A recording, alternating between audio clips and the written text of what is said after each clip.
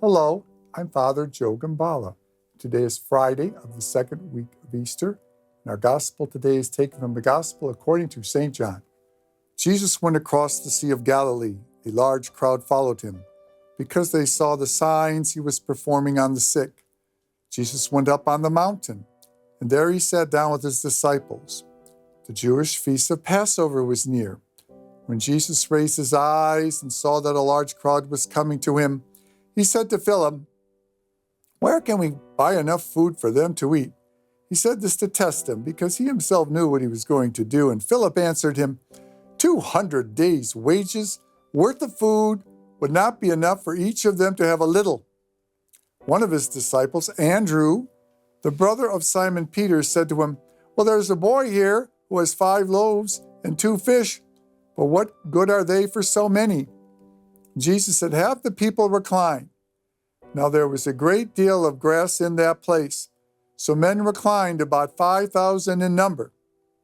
Then Jesus took the loaves, gave thanks, and distributed them to those who were reclining, and also as much of the fish as they wanted.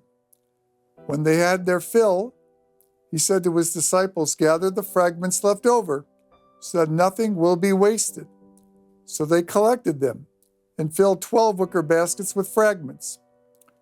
From the 5 barley loaves that had been more than they could eat. And when the people saw the sign that he had done, they said, "This is truly the prophet, the one who was to come into the world."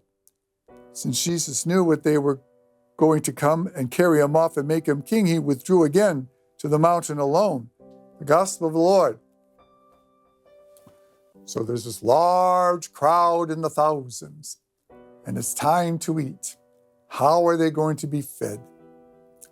Well, Andrew tries to do something. It's not much. It's 5 loaves and a couple of fish, but it's something, and he tries. And Jesus multiplies his effort many, many, many times over till all are fed and there's a lot of food left. Never discount a small act of kindness, a kind word, a generous donation, even if it's something that you might think is insignificant. But if you are doing it out of the love of others, for the glory of God in your heart, no matter how small it is, God will multiply your efforts. You don't know that your act may cause a big change in that person. It could very well happen that way. And if it does, God has multiplied your action to present to the recipient of your kind act the glory of God in that person's life.